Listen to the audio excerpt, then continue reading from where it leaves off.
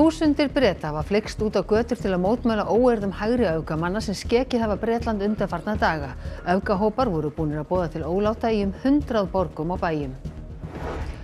Lögregla hefur lagt hald á mikið af fíkniefnum síðustu daga sem gengið hafa kaupum og sölum á netinu. Eftirspurnin hefur sjaldan verið meiri og fólk getur fengið fíkniefni heimsend á innan við 10 mínútum. Kostnaður vegna leitar eftir neyðarboð sem reyndist vera gabb hleypur á milljónum. Það getur varðað sektum eða fangelsisvist að blekkja lögreglu og viðbragðsaðila.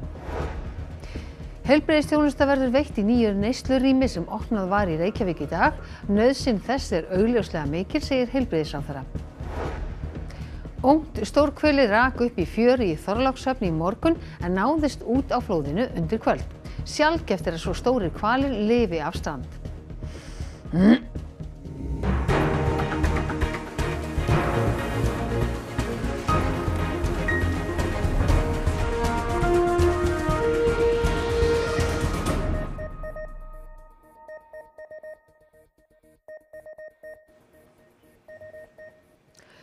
Komið sæl.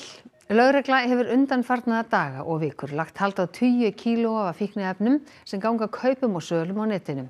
Eftirspurn eftir kannabisefnum svo mikil að töluvert orðið innflutning á þeim til landsins. Fíkniefnakaup hafa aldrei verið auðveldari.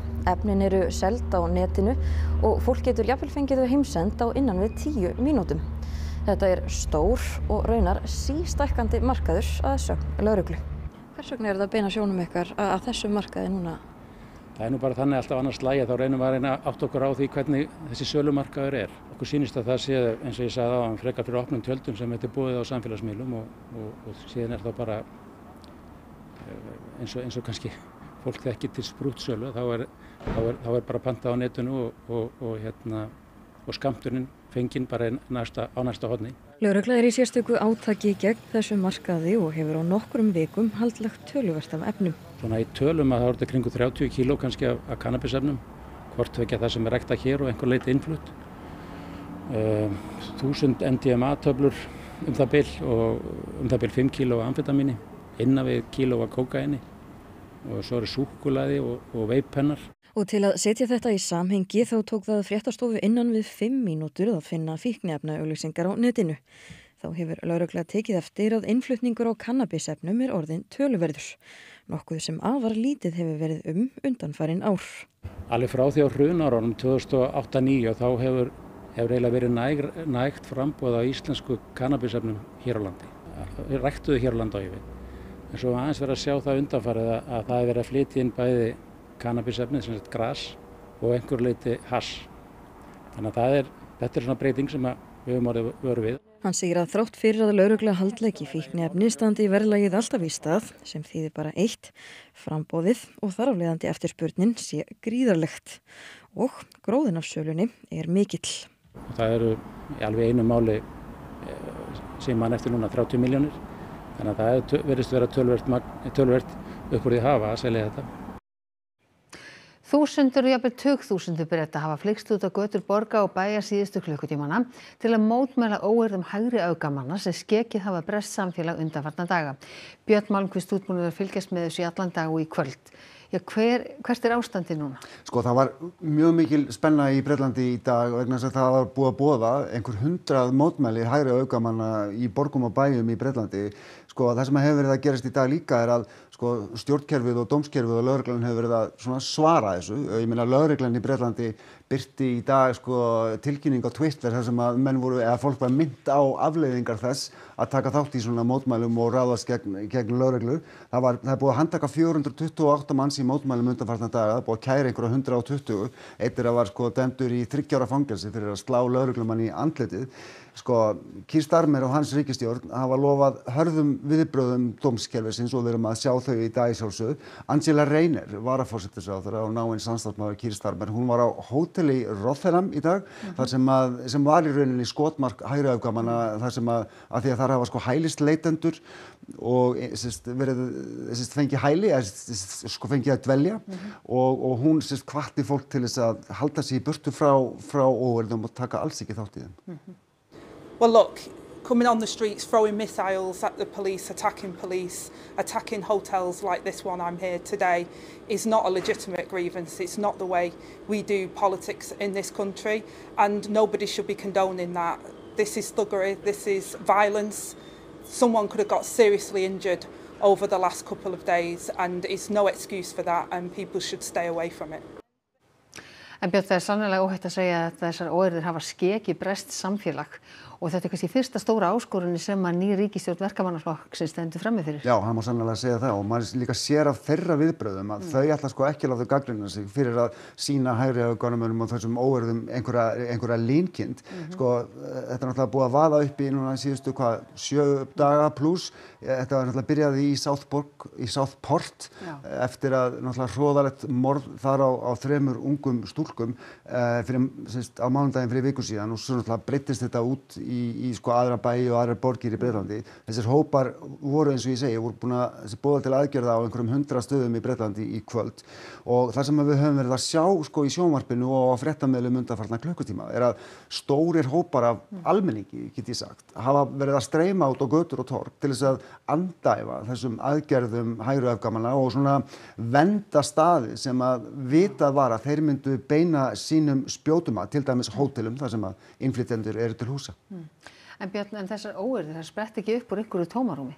Nei, þær gera það ekki og þetta er kannski ein og líklega versta birtingamyndin af svona megnri óánægju sem er víða í Bretlandi með stöðu alls konar mála, efnahagslega stöðu, þjóðfélagshópa, það er kvartað yfir grotnandi innviðum, bágri stöðu heilbrigðiskerfisins.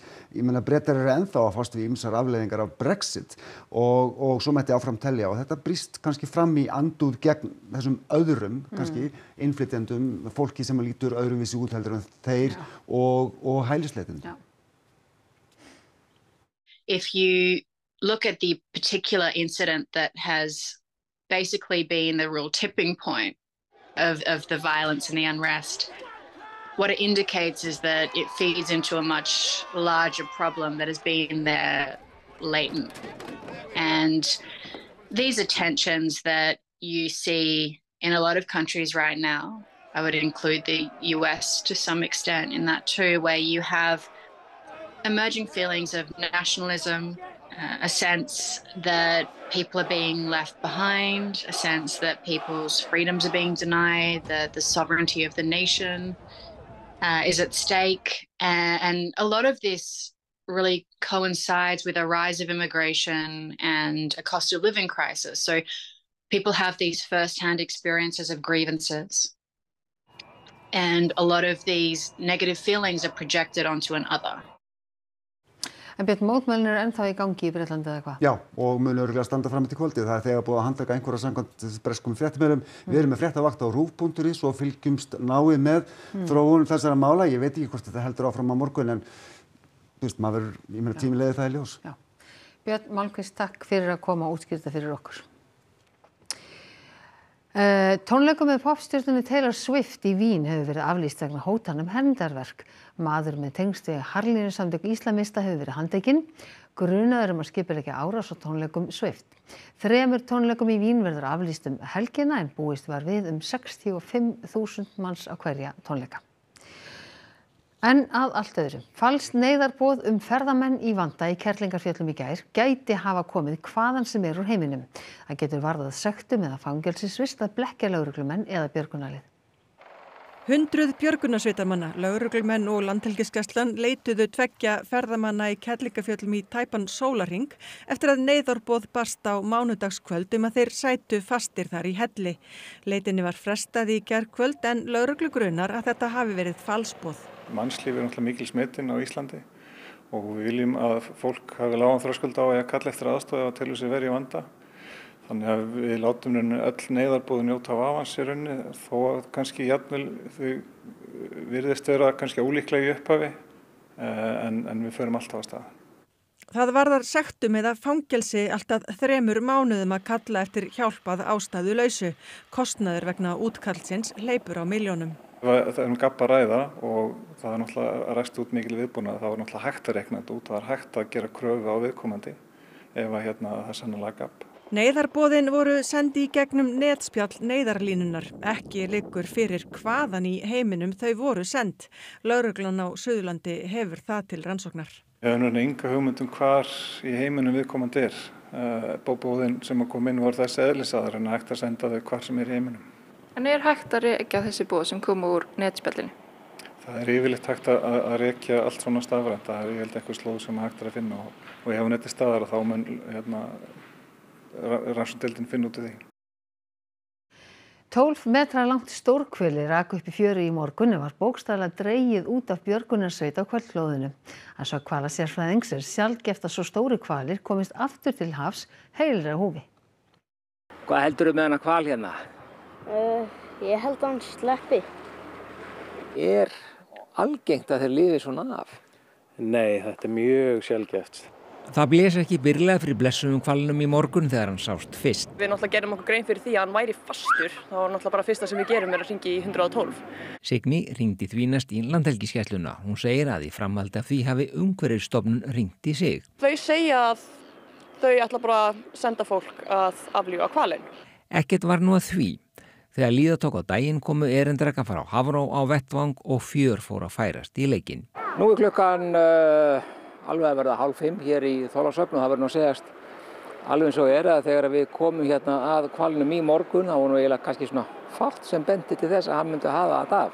En upp úr klukkan 3:30 þá fór hann allur að hressast en það fór líka að flæða af.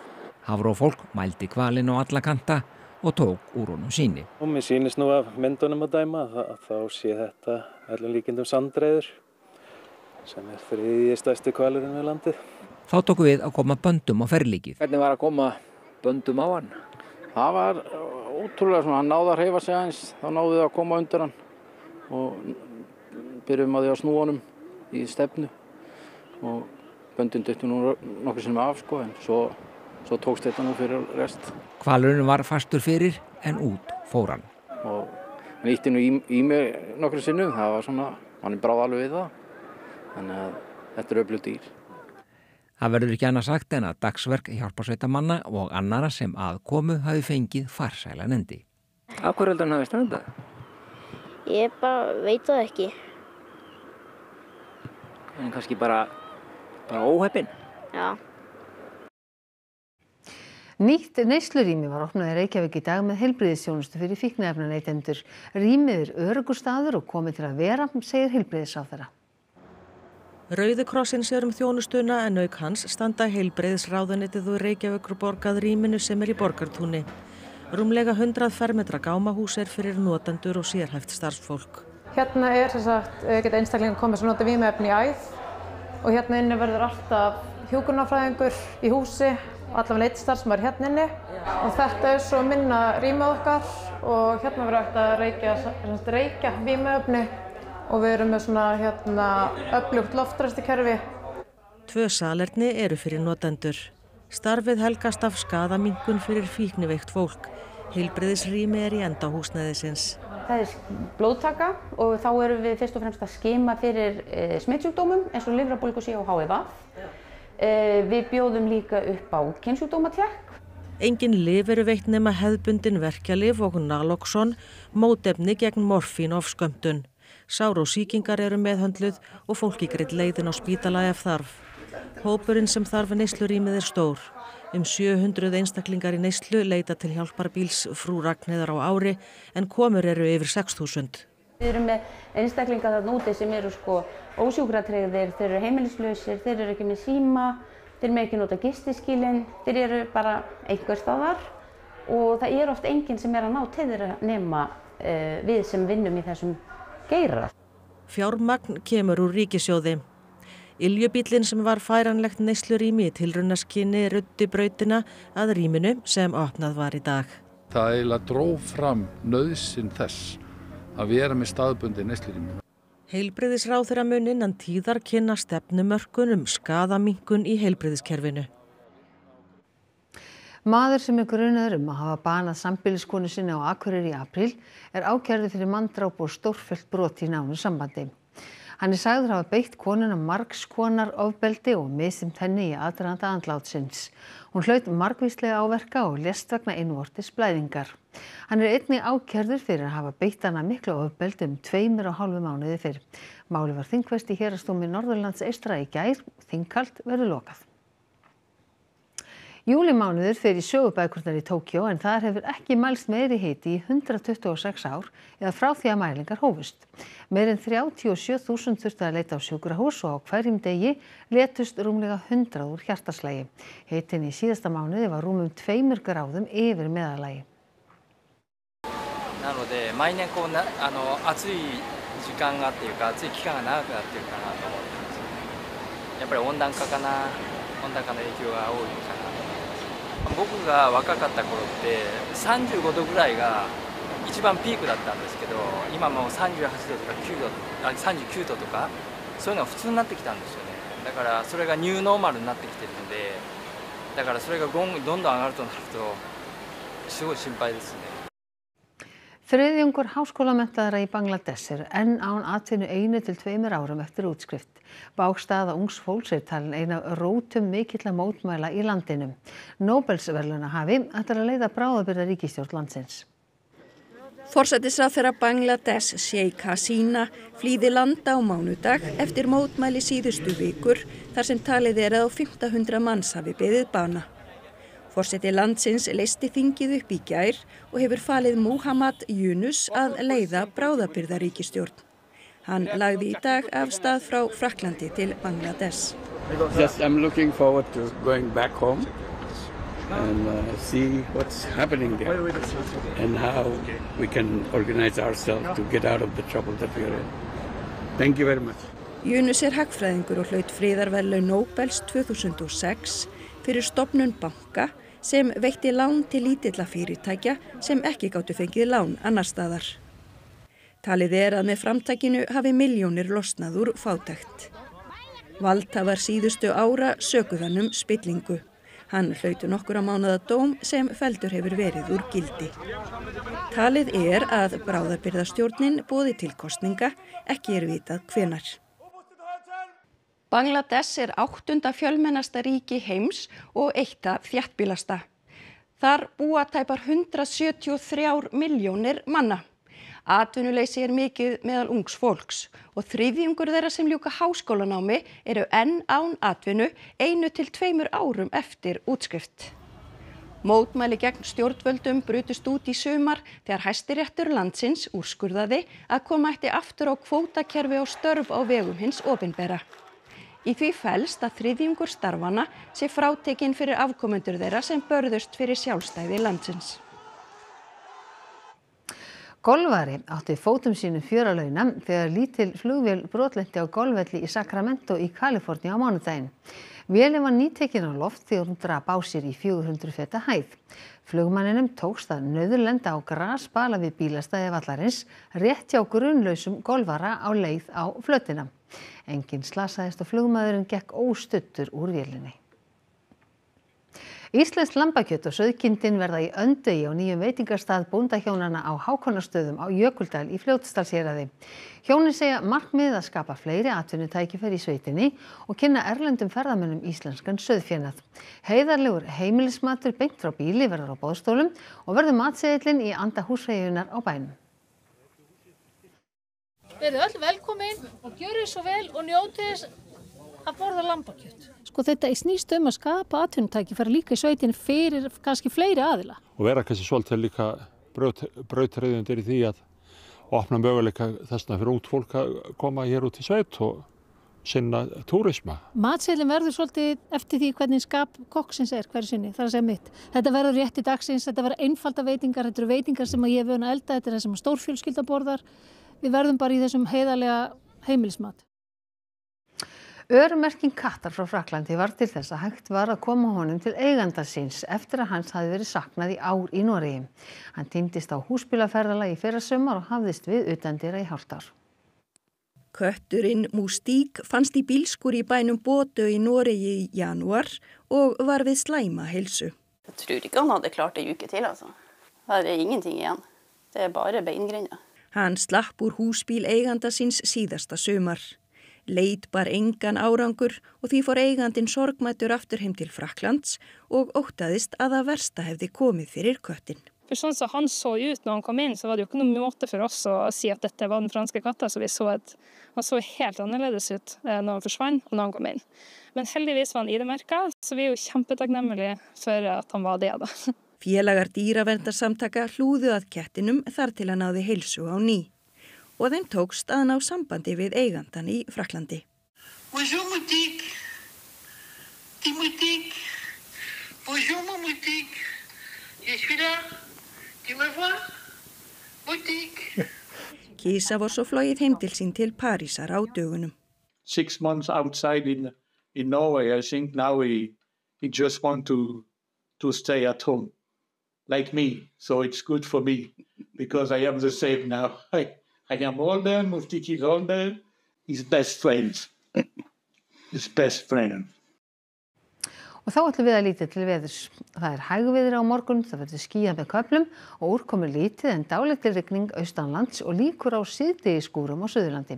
Hiti verður á bilinu 7 til 14 stig og það Birta Líf Kristinsdóttir veðurfræðingur sem ætlar að fara nánar yfir horfurnar að loknum íþróttafréttum sem Óðinn Svan Óðinsson sér í kvöld. 12. keppnisdegi Ólympíuleikana í París lauk með glæsilegum tilþrifum á Stade France vellinum í París í kvöld. Við heyrum í okkar mönnum á vellinum. Kúluvarparinn Erna Sóley Gunnarsdóttir verður í fyrramáli fyrsta íslenska konan til að keppa í kúluvarpi á Ólympíuleikunum. Erna stefnir á að bæta Íslandsmet sitt í greininni. Og einn leikur fór fram í bestu deild karla á Ísafirði í kvöld. Íþróttir hér rétt handan við hornið. Og við ætlum að rifja upp helstu atriði fréttatímans áður við kveðjum ykkur. Þúsundir Breta hafa flykkst út á götur til að mótmæla óeirðum hægri öfgamanna sem skekið hafa Bretland undanfarna daga. Öfgahópar voru búnir að boða til óláta í 100 borgum á bæjum. Lögregla hefur lagt hald á mikið af fíkniefnum síðustu daga sem gengið hafa kaupum og sölum á netinu. Eftirspurnin hefur sjaldan verið meiri og fólk getur fengið fíkniefni heimsend á innan við 10 mínútum. Kostnaður vegna leitar eftir neyðarboð sem reyndist vera gafl hleypur á milljónum. Það getur varðað sektum eða fangelsisvist að blekkja lögreglu og viðbragðsaðila. Heilbrigðisþjónustu verður veitt í nýju neyslurými sem opnað var í Reykjavík í dag. Nauðsyn þess augljóslega mikil, segir heilbrigðisráðherra. Ungt stórhveli rak upp í fjöru í Þorlákshöfn í morgun en náðist út á flóðinu undir kvöld. Sjaldgæft er svo stóri hvelir lifi af strand. Þessum fréttatíma er að ljúka og nú er komið að fréttum af íþróttum og veðri. Næsti fréttatími er í útvarpinu núna klukkan 10 og nýjustu fréttir má alltaf finna inn á ruv.is. En við á fréttastofunni ætlum að þakka ykkur samfylgdina þessum degi. Verið sæl.